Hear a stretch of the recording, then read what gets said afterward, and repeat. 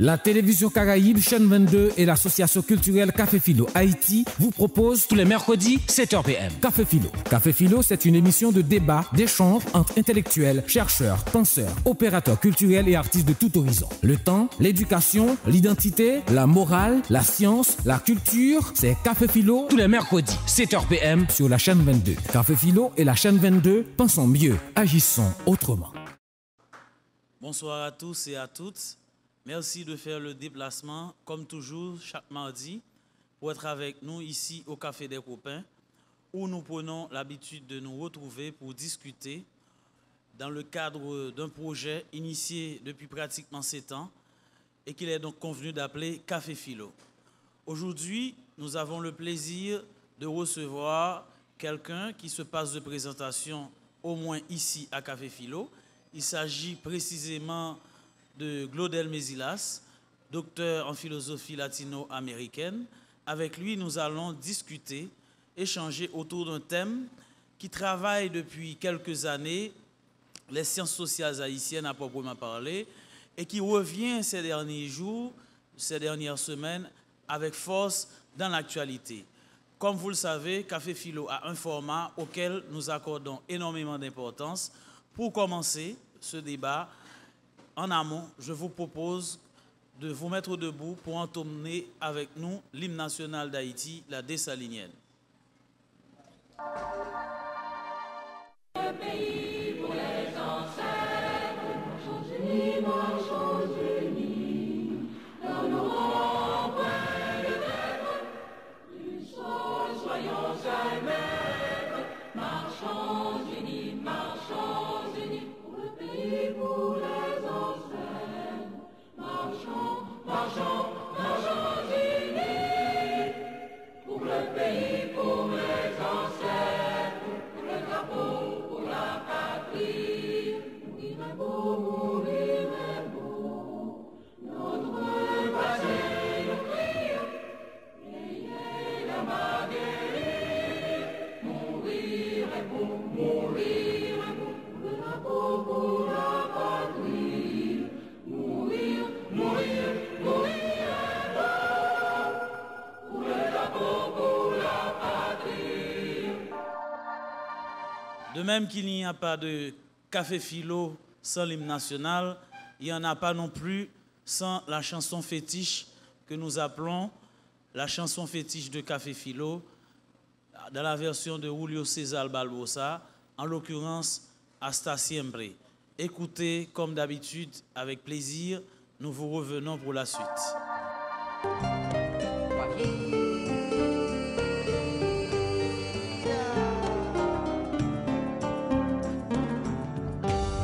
Aprendimos a quererte desde la histórica altura, donde el sol de tu bravura le puso cerco a la muerte. Aquí se queda la clara, la entrañable transparencia de tu querida presencia, comandante Che Guevara.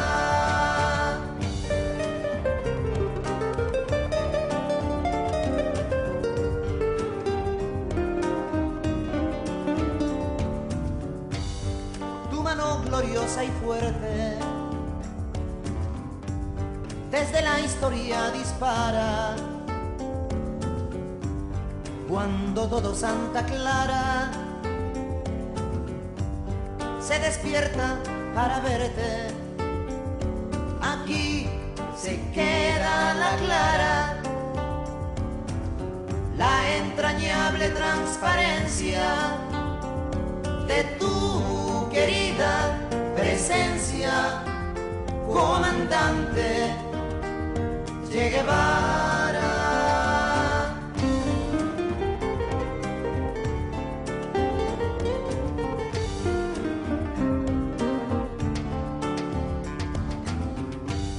Vienes quemando la brisa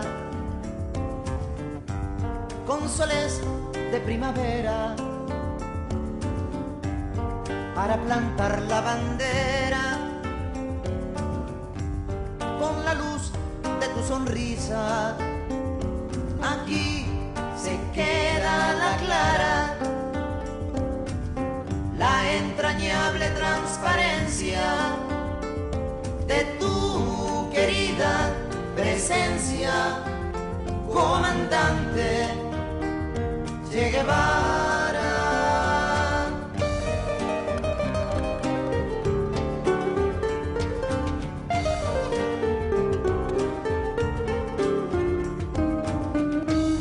Tu amor revolucionario que conduce a nueva empresa, donde espera la firmeza de tu brazo libertario. Aquí se queda la clara, la entrañable transparencia de tu querida presencia, comandante Che Guevara.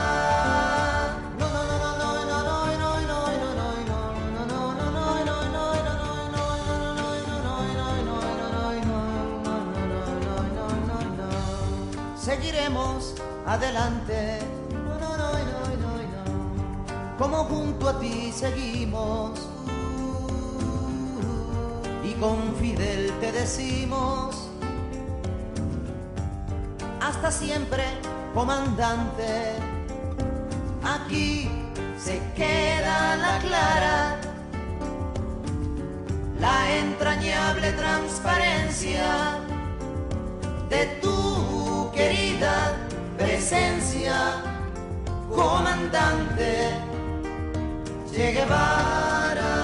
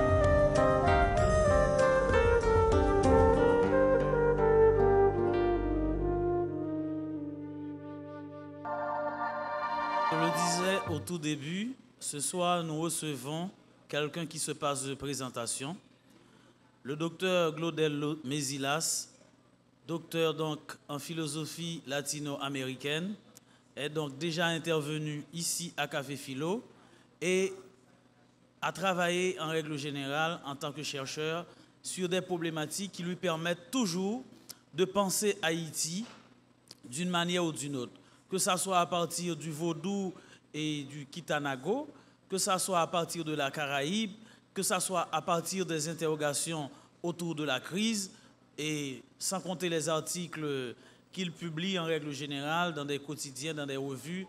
Glaudel Mésilas est ce que l'on pourra appeler un messager d'Haïti. Ce soir, il est avec nous pour parler sur un sujet qui interpelle à de nombreux égards les fondements d'un dialogue politique en Haïti, aspects méthodologiques et thématiques. Je disais également au début que c'est un sujet qui concerne à la fois l'actualité et qui travaille aussi, si l'on peut dire, les sciences sociales haïtiennes. En Haïti, depuis à la limite une trentaine d'années, nous entendons parler à tort et à travers dans l'espace public de la nécessité pour les Haïtiens de discuter ensemble, de s'asseoir ensemble pour discuter. On a en règle générale coutume d'évoquer le nom de Thunerbe Delpé, le docteur Thunerbe Delpé, quand on parle de dialogue, quand on parle précisément dans son cas de conférence nationale.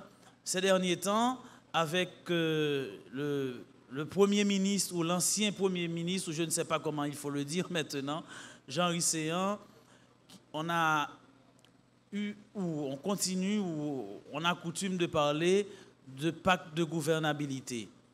Maintenant, il est question de se poser un ensemble de questions, si vous permettez cette tautologie.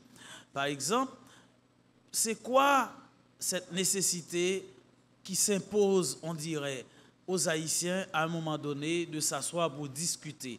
Y a-t-il donc une crise politique ou une crise du politique à proprement parler à laquelle le pays fait face et qui exige pour sa sortie, pour s'en sortir, si vous permettez, que nous nous asseyions ensemble pour discuter? Y a-t-il nécessité d'un combit entre les Haïtiens pour sortir ce pays de l'ornière, du chaos dans lequel il est plongé? Évidemment, vous voyez que quand nous parlons de ces choses-là, le mieux à faire, c'est de penser que la politique est quelque chose qu'il faut convoquer pour mieux penser ce pays. Pour mieux le penser simplement, il faut évidemment l'apport des politiciens, l'apport des chercheurs, l'apport des citoyens qui pensent pouvoir dire quelque chose sur le devenir de leur pays. Ce soir, c'est donc avec le professeur Glaudel Mésilas que nous avons le plaisir de le faire. Avant d'en arriver là, je vous propose une petite vidéo, un extrait d'une intervention qu'a faite le professeur Glaudel Mésilas ici à Café Philo, qui concerne plus ou moins un aspect de ce dont il va s'agir dans son intervention, plus précisément de Vodou et de Kitanago, en d'autres termes, si vous voulez, de ce que Arendt aurait tendance à appeler la mise en commun ou le vivre ensemble. Nous vous revenons tout de suite pour lui passer la parole. Glaudel Mésilas, bienvenue encore une fois à Café Philo. Vous avez la parole pour 30 minutes.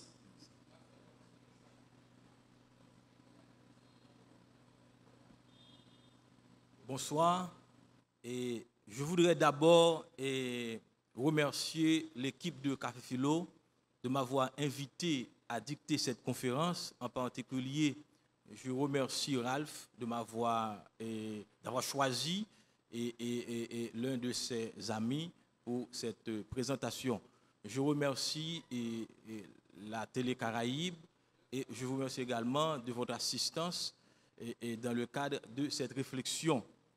Le titre de mon intervention est le suivant, je vais vous le rappeler: les fondements d'un dialogue politique en Haïti, aspect méthodologique et thématique. Il y a trois prémices, trois a priori qui ont motivé, justifié le choix de ce sujet. C'est d'abord un proverbe haïtien qui dit « Des mondes, gen monde ». Il y a montagne derrière la montagne. Je pense que quand on parle de dialogue, il faut creuser ce concept, cette catégorie, pour voir ce qu'il charrie dans sa dimension critique. Donc, derrière monde, gen monde, il y a montagne derrière montagne, nous invite à élaborer une théorie de la visibilité pour pouvoir saisir l'invisibilité. Donc, le concept de dialogue politique n'est pas aussi simple. Il est visible, il est perceptible, mais il faut aller au-delà de sa visibilité, de l'immédiateté et de ce concept. Deuxièmement, j'ai choisi ce sujet parce que je suis un penseur de l'actualité. Et je pense que Hegel, le philosophe allemand, l'a bien dit, que la philosophie doit saisir le temps à travers le concept, et notamment le présent. C'est dans ce sens que je pense que penser de l'actualité haïtienne est fondamental. Et je l'ai fait à travers un ensemble d'ouvrages que rapidement je vais... Bon, dans l'ensemble, j'ai déjà publié plus de 11 ouvrages, mais il y en a 4 qui ont porté sur l'actualité. J'ai publié ce livre qui a pour titre « Qu'est-ce qu'une crise? Élément d'une théorie critique ». Élément d'une théorie critique. Dans ce livre, j'ai élaboré une épistémologie, une méthodologie de la crise, parce qu'en 2008, il y avait une crise économique qui saccageait l'économie mondiale. Donc on parlait de crise politique, de crise économique, mais personne n'a interrogé la notion de crise en soi. Donc cela m'a porté à élaborer un ouvrage sur le concept de crise. Et le deuxième ouvrage a été publié en 2011 à pour titre Haïti, Más allá del espejo en espagnol. Je l'ai publié au Mexique en 2011 à la suite du tremblement de terre qui frappait Haïti. Et donc, comme j'étais au Mexique, on parlait beaucoup d'Haïti. Donc, je pensais qu'il fallait élaborer un travail sur Haïti pour pouvoir orienter les regards. Et en troisième lieu, en 2010, fin 2010 et 2011, il y avait des problèmes qui ont saccagé le monde arabo-musulman. On parlait de l'islamisme, du terrorisme arabe, du retour du fondamentalisme. Et à ce titre, j'ai écrit ce livre qui a pour titre Civilisation et discours de l'altérité, enquête sur l'Occident, l'islam et le vaudou. Et en fin de compte, il y a un travail qui est publié aux éditions de l'Université d'Haïti où j'aborde la problématique de la pensée théorique en Amérique latine. Il y a pour titre Généalogie de la théorie en Amérique latine. Donc c'est dans ce sens que je voulais situer mon intervention comme étant un penseur de l'actualité. Et le troisième aspect de mon intervention, le troisième a priori qui a motivé mon intervention, c'est le fait que je pense qu'on devrait penser la réalité haïtienne à partir de regards intellectuels critiques. Généralement, il y a trois regards qu'on jette sur la réalité politique. Un regard intéressé, où ceux qui prennent la parole défendent soit le statu quo ou défendent leurs intérêts mesquins particuliers. Le deuxième regard, c'est qu'on prend la parole pour s'opposer au statu quo. Mais il y a un troisième regard qui est absent, c'est le regard intellectuel critique, un regard qui vise à clarifier certains problèmes fondamentaux. Et je pense qu'il manque en Haïti une structure de pensée nous permettant de penser l'actualité. C'est de ce sens que mon intervention s'inscrit dans le cadre d'un intellectuel critique indépendant qui va jeter quelques hypothèses dans la salle comme on jette une bouteille à la mer afin d'éclairer les acteurs politiques. À savoir que je n'ai pas d'appartenance politique idéologique, mon intérêt est d'ordre théorétique, je dirais est d'ordre platonicien. C'est l'idée de penser, c'est la puissance de penser qui inspire cette conférence et c'est aussi l'idée de servir le bien commun. Je pense que mon intervention pourrait servir les acteurs tant de l'opposition, tant du pouvoir, tant de la société civile afin de mieux orienter leurs réflexions quand on parle de dialogue politique. Donc je voulais faire ces trois précisions et préliminaires. Et en ce qui concerne la thématique et le sujet de mon intervention, il y a une question centrale qui est la structure, et c'est celle-ci. Quelles sont les conditions de possibilité de dialogue politique en Haïti? S'il faut entendre par dialogue une procédure par laquelle des acteurs cherchent à atteindre un accord sur certains sujets, sur certaines questions déterminées. Donc, quelles sont les conditions épistémologiques, méthodologiques d'abord? Je vais deviner le dialogue en soi. Mais je pense que dans le dialogue, il y a deux éléments qu'il faut considérer. Il y a d'abord les règles du dialogue, c'est-à-dire les procédures à mettre en œuvre pour rendre possible le dialogue, mais aussi il y a le contenu du dialogue. Qu'est-ce qu'on va discuter? Quels sont les thèmes sur lesquels les acteurs vont discuter? Et dans ce sens, je pense que le dialogue politique en Haïti devrait mettre en relation un ensemble d'éléments fondamentaux. Et ce sont, à mon avis, les hypothèses sur lesquelles un dialogue politique en Haïti doit avoir lieu.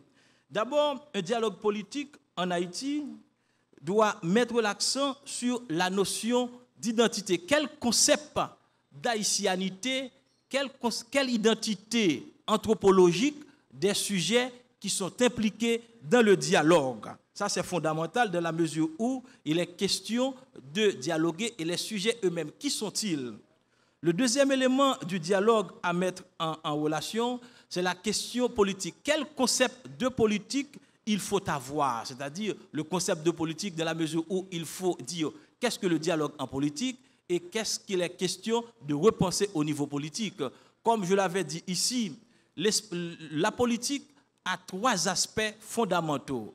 Il y a le niveau des normes et des principes, il y a le niveau des institutions qui sont là pour mettre en application les principes, il y a le niveau pratique, c'est-à-dire le comportement, la culture politique. Donc quand on parle de dialogue politique, donc en se référant et en se référant à la politique, il faut savoir quels sont les éléments, quelles sont les thématiques qu'on va mettre en évidence. Et troisièmement, je pense qu'un dialogue politique, essentiellement, doit mettre en relation, doit développer, doit aborder la question du modèle de développement. Autrement dit, un dialogue politique en Haïti doit se faire à partir d'une vision anthropologico-historique. Deuxièmement, à partir d'une vision, d'une philosophie politique qui va déterminer la notion de politique. Et troisièmement, à partir de l'économie politique. Autrement dit, il faut une économie politique, du dialogue politique qui va penser la problématique du modèle de développement et à aborder. Ce sont les 3 axes qui structurent mon intervention. D'abord, l'axe anthropologico-historique. Et l'anthropologie pose la question, qui sommes-nous? Or, nous savons qu'il y a une pluralité de manières d'être haïtiens. Nous avons il y a des gens qui se disent noirs, mulâtres, arabes. Il y a une manière d'être mulâtre. Il y a une manière mulâtre d'être haïtien. Il y a une manière paysanne d'être haïtien. Il y a une manière arabe d'être haïtien. Il y a une manière noire d'être haïtien. C'est-à-dire qu'il y a une confusion, il y a un problème anthropologique. Donc, les sujets qui vont s'impliquer dans le dialogue, or, le présupposé d'un dialogue national doit poser la question anthropologique, c'est-à-dire qui sommes-nous, quelles sont les manières d'être, qu'est-ce qui définit notre haïtianité, quels sont les éléments qui permettent de définir les sujets impliqués. Parce qu'on parle par exemple, nous c'est petites Dessalines, donc nous c'est petites Pétion, nous c'est petites Arabes, etc. Donc comment penser anthropologiquement la problématique du dialogue? Je pense qu'en termes méthodologiques, il faudra définir le concept d'haïtianité. Et il faut dire que, historiquement, il y a eu ce mouvement indigéniste qui a essayé de penser l'haïtianité à partir de la référence africaine. Donc, il y a d'autres références en Haïti qu'on doit et qu'il faut mobiliser. Et avec la globalisation, il y a de nouveaux sujets qui interviennent, qui viennent dans le pays, de nouveaux citoyens, de nouvelles personnes qui entrent dans le pays. Et de jour en jour, la notion de citoyen d'haïtien va s'élargir. Donc, le concept anthropologique d'haïtien doit se poser non seulement au niveau anthropologique, mais il faut lier l'anthropologie à l'histoire, à savoir ce que mon ami Doris Mo a appelé le dispositif colonial, c'est-à-dire que ces pratiques coloniales violentes qui nous habitent et qui structurent notre manière de faire. Par exemple, quand nous au niveau de la pratique politique, c'est-à-dire qu'il y a des actions violentes de déchoucage de pays locaux, c'est-à-dire il faut que dans un dialogue politique, on pose la question de l'anthropologie, la question historique, la question anthropologique, comment repenser la culture politique, comment repenser notre rapport à l'autre, notre rapport à notre pays. Donc, c'est-à-dire que la question anthropologique historique est d'une grande importance pour repenser l'imaginaire colonial qui habite notre façon de faire. Par exemple, si vous voyez d'autres pays, la France ou ailleurs, etc., donc, même s'il y a la question violente, mais il faut poser, à mon avis, la question anthropologique, la question de l'identité des acteurs qui sont impliqués dans le dialogue. Autrement dit, je pense qu'il faut un concept rhizomatique, un concept créole, un concept ouvert d'haïtien. Il faut que dans le concept, dans la notion, dans la perspective de dialogue national, eh bien, tout le monde soit impliqué. Il n'y a pas d'exclusion. C'est-à-dire qu'il faut une vision ouverte, dialectique du dialogue. Et je pense que cela devrait nous aider à repenser les pratiques historiques. Parce que le recours à la violence est le résultat d'un dispositif colonial ou d'une matrice coloniale de pouvoir. Donc, un dialogue national doit mettre l'accent sur notre culture politique, notre façon de penser et de faire en politique. Le deuxième aspect du dialogue, c'est la réflexion au niveau de la philosophie politique. C'est-à-dire que Quand nous disons dialogue en politique, il faut déterminer ce qu'il faut penser. C'est-à-dire, par exemple, il y a certains spécialistes qui disent qu'il faut une nouvelle constitution. Donc, cette vision constitutionnaliste est importante, mais elle n'est pas fondamentale. Rappelez-vous que je viens de dire qu'il y a trois aspects en politique.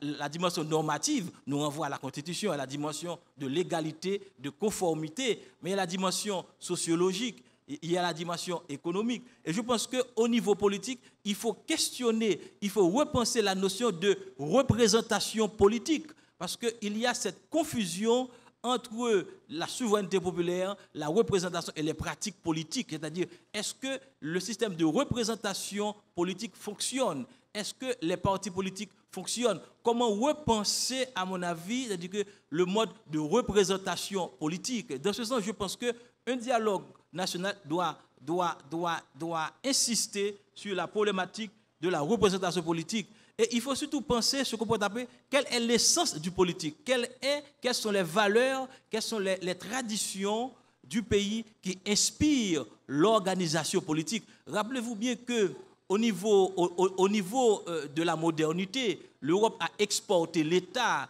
le système politique, le système parlementaire. Ce sont des pratiques de la modernité européenne. Et nos ancêtres comme Macandal, Boukman n'ont pas connu les notions de parlement, de pouvoir exécutif, judiciaire, etc. Mais dans ce sens, comment penser un système politique en relation avec nos traditions culturelles? Comment faire ancrer l'institutionnalité politique dans la tradition, dans la culture et du pays? Et je pense que cette question est d'une grande importance.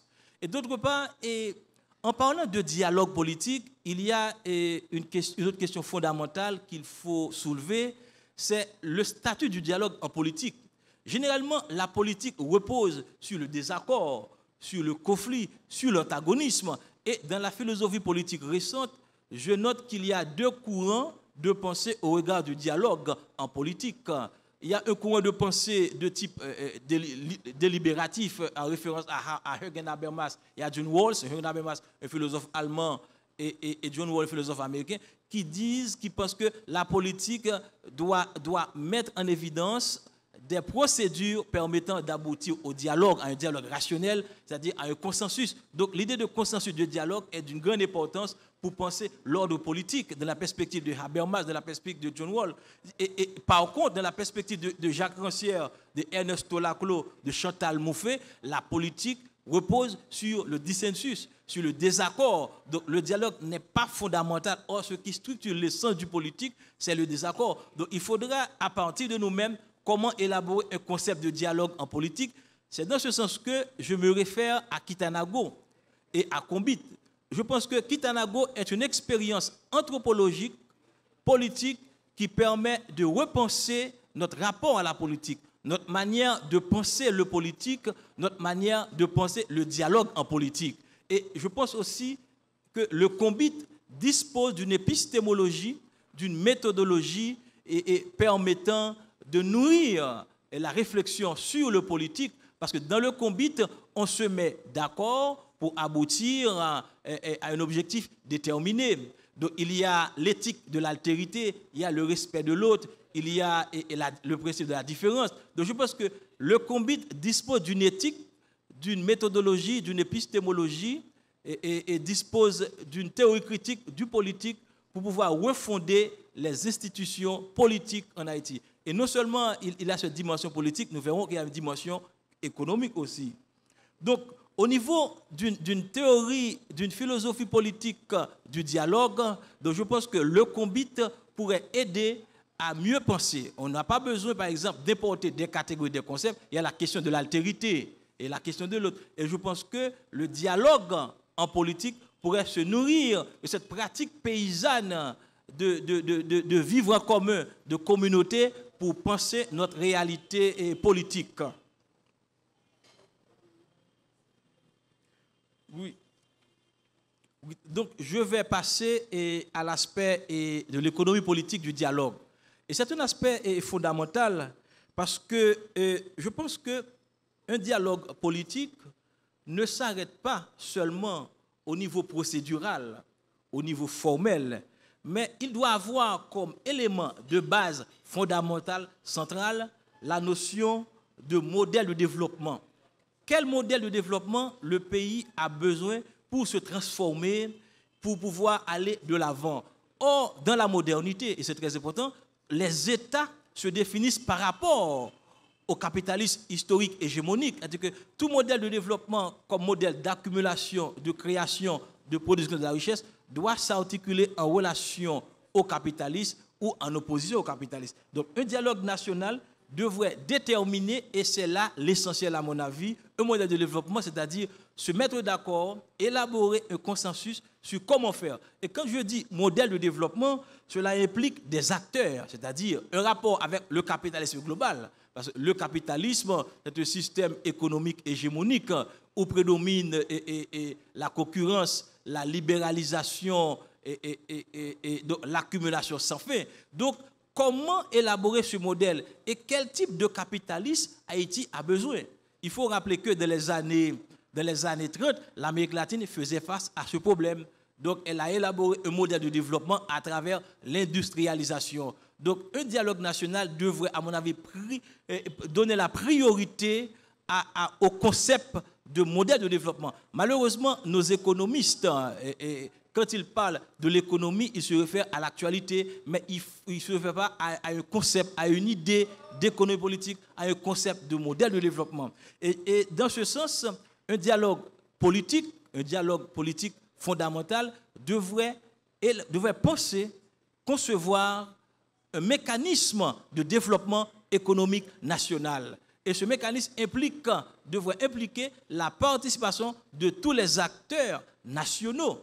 Et dans ce mécanisme, il est question de mettre en relation le capitalisme global et le mode de développement, le modèle de développement du pays. Quel type de modèle il faudrait appliquer? On a vu ce que fait la Chine. La Chine a pu, par ses stratégies, arriver à battre les capitalistes sur leur propre terrain. Cuba est en train de bouger pour voir comment sortir de l'isolement. Donc les pays asiatiques ont pu faire un saut en avant par l'élaboration de leur modèle de développement. Donc la grande question pour moi, la grande question en Haïti actuellement, c'est celle de penser un modèle de développement qui implique un rapport avec le capitalisme globalisé, les acteurs économiques nationaux et toute la société civile. Donc, comment élaborer? Et je pense que ça devrait être le thème fondamental. D'ailleurs, les débats politiques en Haïti sont comme je dirais, des débats anachroniques.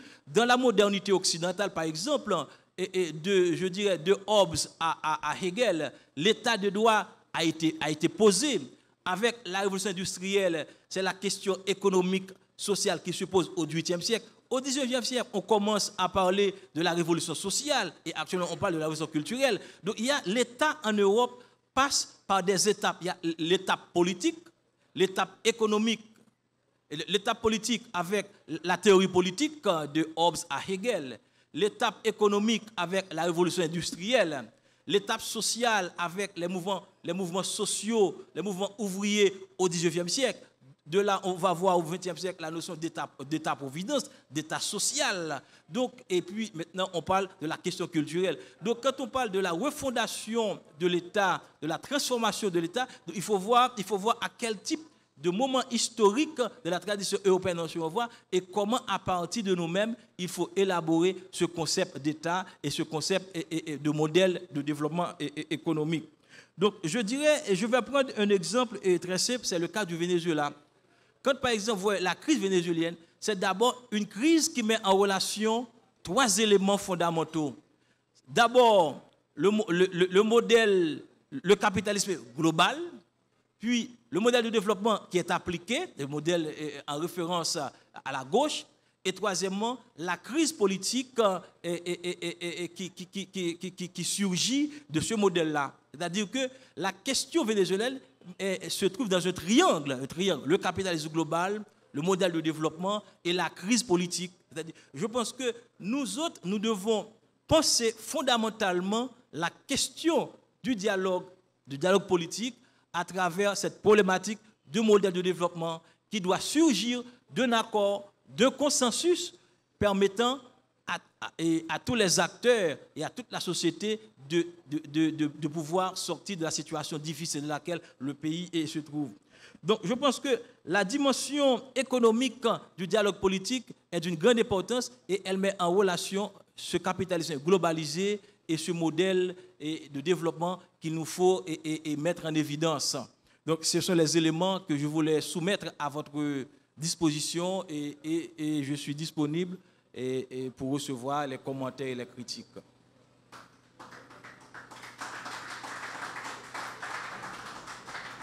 Nous disons donc merci à Glaudel Mézilas pour cette intervention éclairante qui ne fait que confirmer finalement, selon moi, ce que je disais encore une fois au début. Glaudel s'efforce de penser Haïti à partir de ses propres ressources, à partir de ses dispositifs conceptuels et théoriques, à partir de ce dont ce pays dispose pour non seulement se concevoir, mais aussi concevoir le monde. À ce niveau, je pense qu'un échange, au moment où il faudra le faire, à Café Philo, ne pourra qu'être fructueux, apporter quelque chose de plus dans la dynamique de penser ce pays et d'essayer de le penser, comme je viens de le dire, à partir de ce dont il dispose comme moyen. Avant de prendre la pause, j'aimerais simplement attirer l'attention de Glaudel sur deux choses. La première chose concerne, à mon avis, et c'est la moins importante en tout cas, la question suivante. Qu'est-ce qu'Haïti aujourd'hui? Il me semble que poser la question du dialogue ou bien la question de la conditionnalité du dialogue est consubstantielle à cette autre question qui est de savoir que sommes-nous aujourd'hui comme peuple, qu'est-ce que nous produisons, sommes-nous concernés par cette dynamique que c'est de créer d'autres peuples, comme l'évoque admirablement, d'après moi en tout cas, Bertrand Badi, dans Nous ne sommes plus seuls au monde,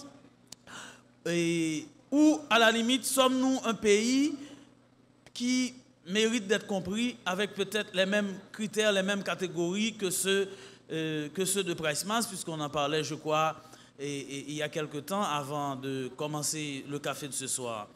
Et la deuxième chose, c'est pour moi celle qui est la plus importante, concerne précisément ceci. Dans quelle mesure peut-on estimer que l'on pense réellement Haïti sans jongler avec la bibliothèque coloniale? J'utilise donc le concept de Mundimbe, de Valentin Mundimbe, dans la mesure où il me semble que on pourrait probablement, c'est un débat à faire, hein, il y a des chercheurs dans la salle, on pourrait à la limite même ne pas parler de crise pour penser Haïti. C'est-à-dire à la fois du point de vue terminologique, conceptuel, on pourrait peut-être penser à d'autres concepts, aussi bien que Glaudel, dans ton travail en règle générale, tu essaies de penser Haïti à partir de Kitanago, à partir du Combit, qui est une forme d'organisation sociale. Je crois qu'il y a un professeur à la faculté d'ethnologie qui a énormément travaillé sur ça.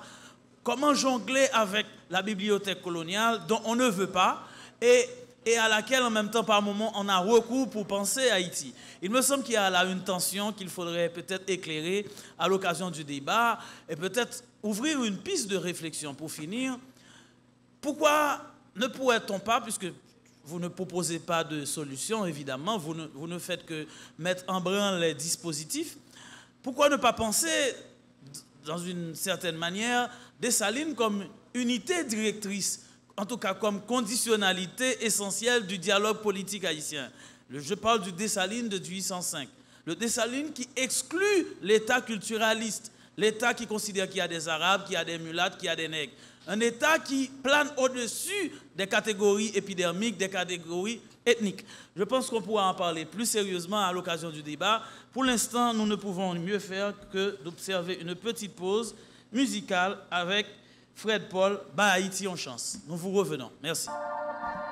Mesdames, Mesdemoiselles et Messieurs, merci de rester pour l'une des parties les plus importantes d'un débat à Café Philo qui concerne précisément les échanges entre le public et l'invité. Il va répondre pour l'instant aux questions que je lui posais il y a un instant. Ensuite, nous passerons à la deuxième série de questions, si nous pouvons dire, où des gens qui sont inscrits sur la liste vont pouvoir échanger, discuter avec lui. Merci de garder l'écoute. Et ce sont trois questions très intéressantes. La première concerne la dimension anthropologique et historique du dialogue national. Et c'est l'a priori anthropologique, historique et des conditions d'un véritable dialogue politique. Donc, à travers l'histoire d'Haïti, la laïcianité s'est définie sous différents modes, de différentes manières. Au XIXe siècle, Haïti ne se définissait pas à partir des traditions africaines. Et même si on considère le pays comme celui qui a réhabilité la race noire, c'était les traditions françaises qu'on véhiculait et qu'on enseignait. L'éducation était remplie, était imprégnée des références de la culture, de la pensée française. Il a fallu attendre le mouvement indigéniste pour valoriser, notamment pour valoriser les traditions africaines. Donc je pense que la question de l'identité du peuple haïtien est d'une grande importance. Et dans le dialogue national, il faut poser cette question. Qui sommes-nous? Et nous sommes fils de qui? C'est-à-dire il faudra une forme d'identification collective pour penser le dialogue national et le dialogue politique. Il n'est pas question de l'exclusion, de dire que celui-ci n'est pas haïtien, c'est-à-dire qu'on essaie de promouvoir, de défendre l'exclusion. Donc je pense que la question de l'identité, la dimension anthropologique est d'une grande importance et il faut voir comment historiquement Haïti, les Haïtiens se sont identifiés, quelles sont les pratiques culturelles ils ont défendu, ils ont essayé de défendre, ils ont essayé de promouvoir dans le pays. Et c'est là la grande question. Je pense que l'indigénisme a été cette référence fondamentale, centrale, hégémonique qui a défini Haïti à partir des références africaines. Et puis on a vu d'autres mouvements littéraires, culturels, donc, qui essayaient d'importer des traditions européennes. Donc je pense que le concept d'Haïti est devenu beaucoup plus problématique avec cette ouverture globale. J'ai dit que le pays commence à... Déjà, s'est ouvert à d'autres traditions, à d'autres migrants. Donc l'identité est complexe, elle est nécessairement créole. Donc on ne peut pas se définir en excluant l'autre, et comme le font d'autres traditions, d'autres pays. Donc je pense que la question de l'identité haïtienne doit être une question ouverte, doit être une identité ouverte et hybride, et dialectique, dialogique, et dans le vaudou, et c'est ce que j'essaie de montrer dans mes ouvrages, le vaudou assimile toutes les traditions africaines, les traditions européennes et les traditions préhispaniques. Donc, il y a une ouverture dans cette religion, et je pense que notre identité est une identité ouverte. Au niveau de la deuxième question, et c'est fondamental, c'est la dimension épistémologique. Donc je pense que si nous parcourons nos ouvrages de sociologie, d'anthropologie, de sciences politiques, eh bien, nous allons voir qu'en général, nous importons des théories, des concepts d'État, des concepts de société civile, de bonne gouvernance, de droits de l'homme, pour penser la réalité. C'est-à-dire que comment rompre avec la bibliothèque coloniale, c'est de partir de nos traditions, des valeurs dont dispose le pays. Et l'Europe l'a fait en recourant à sa tradition, parce que l'Europe a les traditions grecques, romaines, chrétiennes et modernes. Donc ce sont ces traditions-là que l'Europe arrive à mobiliser et à universaliser. Donc ce qu'il convient de faire pour nous, je pense que c'est de mettre en valeur toute la richesse culturelle dont le pays dispose. C'est à partir de ce moment-là qu'on va rompre avec la bibliothèque coloniale. Et je pense que le mouvement est en train de se faire à travers le pays. Il y a des activités culturelles, littéraires, où la récupération de la tradition, des valeurs du pays se fait. Et c'est dans ce sens-là qu'il faudra, à mon avis, rompre avec la bibliothèque coloniale. Et il faut essayer aussi de voir comment, à partir de cette tradition, élaborer des concepts, des catégories. Il n'est pas facile de le faire. Généralement, quand on va penser la réalité, eh bien, on est déjà imprégné de l'Occident. Donc pour sortir de cette hégémonie occidentale, il faut faire un effort de rupture, mais c'est en allant vers la tradition et vers la culture. Merci Claudel pour ces réponses. Nous passons à présent la parole au public. J'appelle donc tout de go Marie-Muriel Mornay, Emmanuel Stéphane Laurent, Sergo Louis et enfin Rubens Augustin. Bonsoir. Je remercie l'intervenant pour m'avoir donné cette opportunité de venir poser cette question. Vous avez dit quelque chose tout à l'heure qui a attiré mon attention et qui me laisse perplexe. Vous avez dit que la violence dont nous faisons montre dans les manifestations est un héritage colonial. Est-ce qu'on peut dire la même chose, par exemple, des Gilets jaunes en France ou des Algériens qui maintenant luttent contre le pouvoir comme si lutte contre le 5e mandat qui veut s'établir à présent? Pourquoi nous, ça devrait être l'héritage colonial? Je ne comprends pas. Donc, merci d'éclairer ma lanterne. Merci. Bonsoir à tout le monde. Et bonsoir à Café Philo et surtout bonsoir à l'intervenant. Et moi, je me suis inquiété par rapport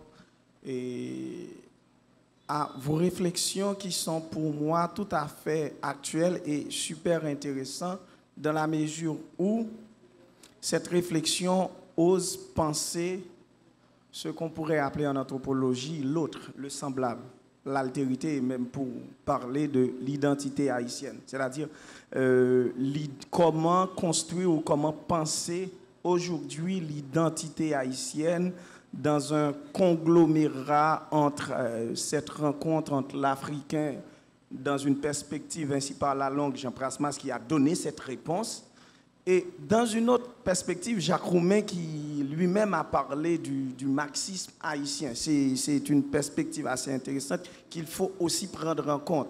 Mais il y a l'école littéraire des années 80 avec Davertige qui a parlé de la caribéanité et qui dit non, écoutez, moi je ne suis pas africain comme pensaient les indigénistes, nous sommes caraïbéens. Mais à côté de cette idée de penser l'haïtien comme unité caraïbéenne, il y a l'haïtien. Il y a l'haïtien qui est émietté ou il y a l'haïtien qui est construit, comme pourrait dire Dorestal, dans une culture de chirépite. Et comme pourrait dire Dorestal, dans une culture de chirépite. Mais aujourd'hui, quelles seraient fondamentalement, d'après vous, les thématiques qui doivent se trouver à l'intérieur de ce mot à la mode? Bon, je vais retourner dans les années 90 pour parler de, quand il était sénateur, du feu et Tuneb Delpé de dialogue national. Malgré tout ce qu'on dit, on revient au dialogue national, conférence nationale, même s'il dit dialogue ou rencontre, mais c'est Tuneb Delpé qui a initié cette discussion quand il était sénateur en 90, etc. Donc même si on veut lui retirer la paternité, mais au niveau de la réflexion, on doit partir de cette appropriation pour penser l'identité et l'unité politique aujourd'hui. Et donc c'est à ces réflexions que j'aimerais que vous apportez certains éclairages. Merci. Bonsoir, je remercie à Café Philo de m'offrir la possibilité de poser ma question. Je dois d'entrée de jeu avouer que j'ai une grande admiration pour M. Claudel Mézilas, parce que la première fois que j'ai fait connaissance avec lui, c'est en matière de livre, c'est par son livre que signifie philosophie en Haïti, un autre concept du vaudou où vous développez toute une ethnophilosophie. J'ai été séduit. Ensuite, j'ai été lire Civilisation de l'altérité. Alors, comme anthropologue, je suis extrêmement passionné par les questions culturelles, identitaires et patrimoniales, mais je vous ai entendu et parler tout à l'heure, il est une question qui me pique quelque part. Je me demande, est-ce qu'à côté des questions identitaires, dans la question de la politique en Haïti, il ne faudrait pas une culture même de la politique? Parce que si on regarde comment a évolué la politique depuis les années 86, c'est-à-dire au moment du départ de Duvalier, il y a une lutte constante pour le pouvoir. En d'autres termes, on n'a pas l'impression que nèg yo jamais rete au chita vraiment long parti pour construire un bagage, pour construire un projet d'un pays, mais chaque nèg construit un parti pour lui-même, là derrière pouvoir. C'est ça qui est intéressant. Est-ce que un des problèmes majeurs d'Haïti, c'est pas une absence de la culture de la politique? Et je salue l'auditoire là, ensuite je salue l'intervenant et le modérateur là. Et moi-même, une petite question, c'est par rapport à préliminaire que vous avez relaté avant même que vous avez fait l'intervention là. C'est sous question trois regards qui gagnent sur la réalité. Hein. Vous dites un premier regard qui est intéressé, qui défend des intérêts pécuniaires ou bien mesquins. Et puis un deuxième qui sont un regard anti-statu quo. Et troisième là qui c'est un regard intellectuel. Moi-même, ça qui inquiétude moi par rapport à troisième regard là, est-ce que ça t'a voulu dire regard intellectuel là t'a caractérisé par une certaine et ça n'était capable d'après Weber en neutralité axiologique qui t'a voulu dire pour autant ni pour ni contre. Moi-même, j'ai souhaité que vous essayiez de clarifier ça pour moi. Est-ce que si la critiqué regard intéressant que vous voulez ou pas, il n'y a pas un regard qui pensait peut-être anti-statu quo. Et deuxième bagaille tout comme remarque, c'est que dans l'intervention, nous parlons de dialogue politique, mais pas bon qui sont pensés, qui sont entendus par question de dialogue politique là. Donc nous avons souhaité que vous clarifiez ça pour moi parce que jusqu'à présent, par contre, ça veut dire dialogue politique là pour vous-même, surtout dans le contexte ça nous réunit jeudi là. Nous avons souhaité qu'on ait est-ce que sans parler de dialogue politique là, est-ce que c'est possible dans le contexte nous réunir jeudi là? Oui, et concernant la violence et la comparaison que vous avez faite entre la violence telle qu'elle s'exerce, qu'elle existe chez les Gilets jaunes et les Algériens et telle qu'elle existe, telle qu'elle se fait chez nous. Je pense que la violence dans les pratiques politiques de chez nous devient une forme de pratique permanente, une forme d'habitus. C'est-à-dire que c'est comme si ça s'inscrit dans notre manière de faire la politique. Donc je pense que, c'est de ce sens, j'ai mis l'accent sur l'idée qu'il faut poser cette question comme thème, c'est-à-dire comme culture politique, comme manière de penser le développement politique, l'arrêté politique.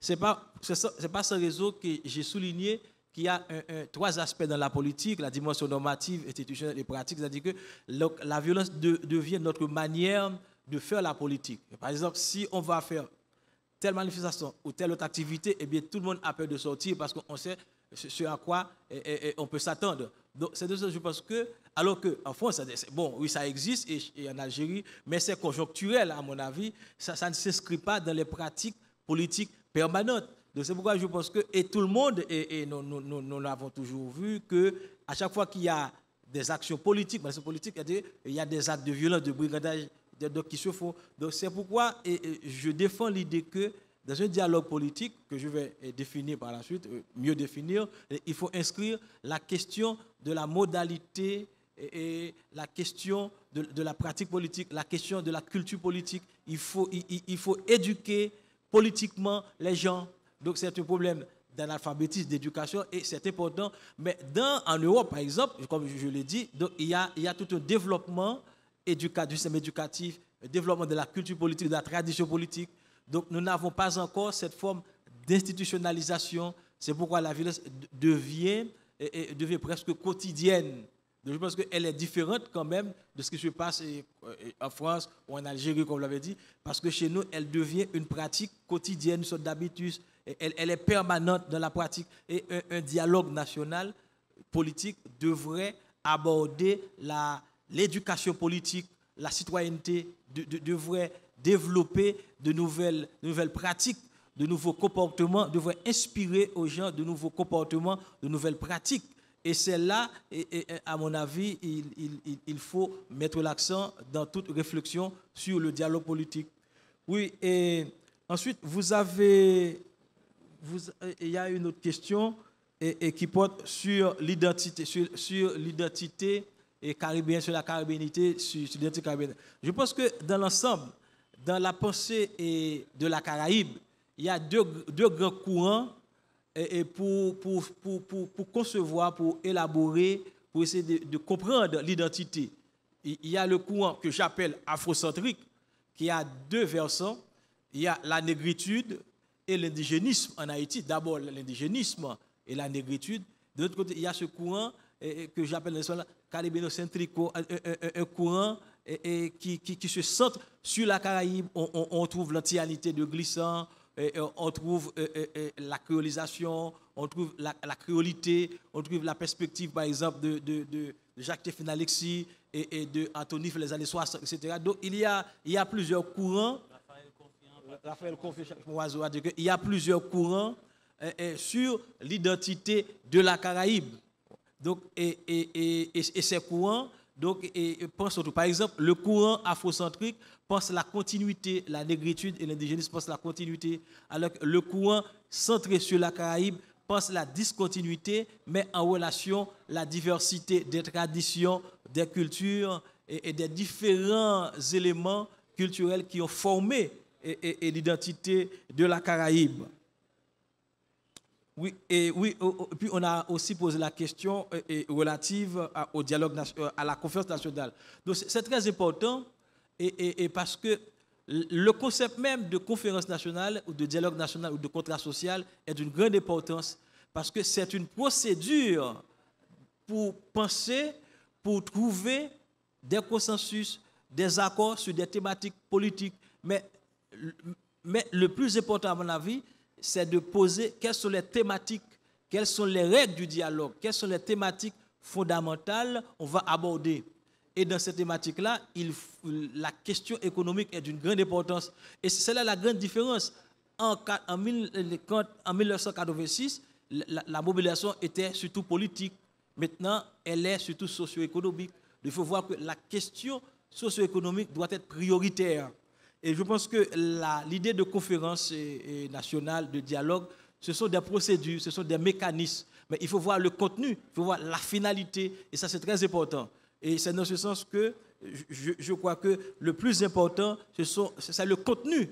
Ce n'est pas le changement de quoi que ce soit, mais c'est le contenu et la méthode. Et aussi notre identité. Ceux-là qui vont dialoguer, qui sont-ils? Que pensent-ils de leur haïtianité, de leur identité? Il faut que cette haïtianité soit ouverte, je veux dire qu'elle soit créole. Et la question, est-ce qu'il y a une culture politique et en Haïti aux cultures du pouvoir? Oui, je pense que c'est... Moi, j'aime comparer. Et la pratique politique en Haïti, bon, historiquement, ne repose pas sur une culture politique, sur une éducation politique. Mais cela est lié aux des problèmes socio-économiques. Et c'est pourquoi j'ai toujours pris des exemples. Quand on prend certains pays européens et ailleurs, dit que l'aspect socio-économique est d'une grande importance. Quand il y a beaucoup de problèmes économiques, de problèmes socio-économiques, eh bien, ça pose problème. Donc, et c'est pourquoi tout est lié. Et dans mon travail sur la crise, je dis qu'une crise doit être abordée dans une perspective de totalité. L'économique, le social, le culturel sont liés. Donc quand on parle de culture politique, il faut voir aussi l'aspect économique, l'aspect social, l'aspect culturel. Ensuite, il y avait une question concernant Max Weber. Oui, c'est concernant les prémices, les trois prémices que j'ai élaborées et auxquelles j'ai pensé. Oui, je dis qu'on peut avoir trois regards sur la réalité politique. Un regard intéressé, un regard qui vise à mettre le statu quo, ou un regard qui vise à le critiquer. Il y a un regard neutre, impartial. Qui est le regard que j'ai choisi personnellement de jeter un regard critique, objectif, afin de jeter quelques hypothèses devant servir la réflexion sur le dialogue politique. En ce sens que, oui, bien sûr, c'est l'une des perspectives de Max Weber qui défend l'idée que le scientifique doit se libérer de ses valeurs, Donc, il n'y a pas de rapport entre la science et l'éthique. C'est-à-dire qu'il faut qu'il y ait cette neutralité axiologique. Il y a d'autres traditions, la tradition marxiste, qui montre que donc, la question idéologique est liée à la pratique de la science. Mais j'ai parlé de ce troisième regard en termes méthodologiques. C'est pour souligner la perspective que j'ai choisie, à savoir de jeter une réflexion sur la question du dialogue politique en Haïti, non pas à partir d'une position idéologique intéressée, à partir d'une appartenance politique ou politicienne, mais plutôt à partir du bien commun. Je voulais ouvrir quelques pistes de réflexion et afin que ces pistes de réflexion puissent servir les acteurs politiques. C'est-à-dire que c'est de cette perspective que j'ai choisi l'idée de regard critique indépendant. C'est pas la réflexion que je fais, de façon qui défend, qui est asservie ou qui est instrumentalisée par un courant de pensée, par une vision politique ou politicienne. C'est une réflexion intellectuelle, critique, indépendante, qui voulait toucher, pointer du doigt quelques problèmes fondamentaux et sur lesquels il faut miser. Oui, il y avait une dernière question concernant le dialogue politique. Et c'est une très belle question, parce que je dis que quand on parle de dialogue politique, c'est très important, il faut savoir d'abord qu'est-ce qu'on va dialoguer, quel est le thème, quelles sont les thématiques du dialogue.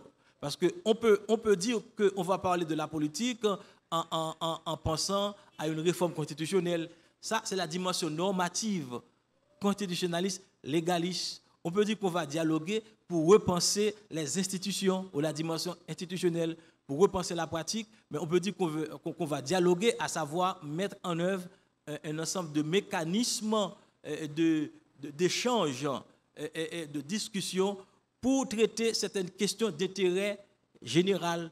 Donc, je pense que la notion de dialogue politique renvoie à un ensemble de procédures mises en œuvre pour aborder certaines questions fondamentales. Et dans ces questions-là, je pense que la question de la représentation politique est d'une grande importance. Il y a une crise de la représentativité. Par exemple, j'ai montré comment Kitanago a permis de repenser le politique, de repenser la question de la représentation, la question de l'institutionnalisation du politique. Donc, le dialogue politique peut servir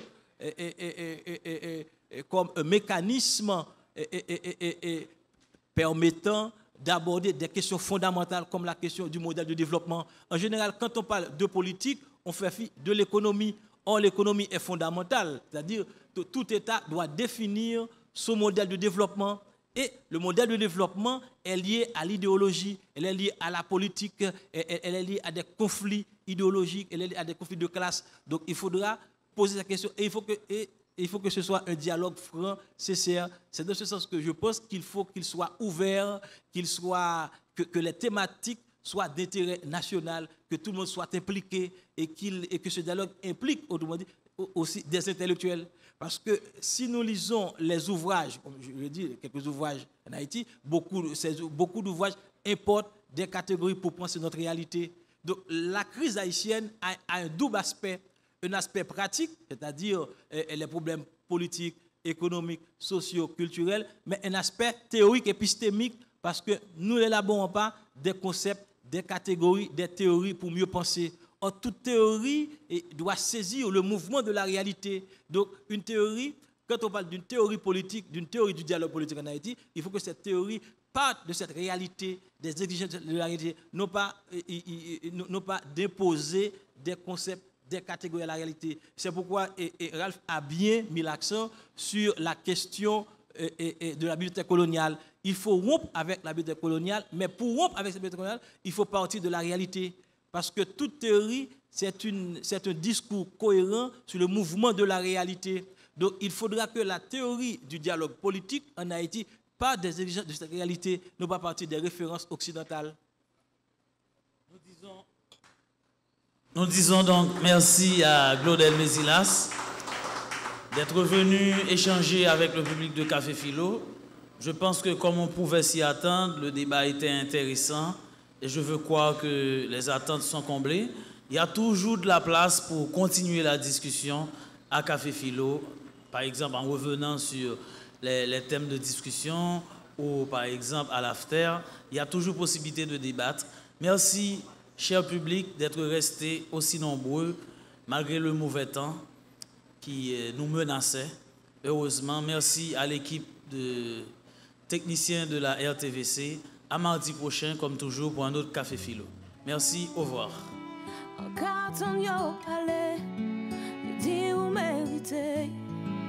pas te doit te lever, ou pas te doit te mais c'est fierté ou gagner. Pas laisser yo blesser, pas laisser yo blesser. Nous c'est un seul père descend en bacale à ma chambre. Et puis moi, c'est même bitin, c'est même bitin. Ni ça qu'a fait plein des autres pour nous pas vivre ensemble. Et vous et moi, c'est y'en est l'autre, c'est y'en dans l'autre.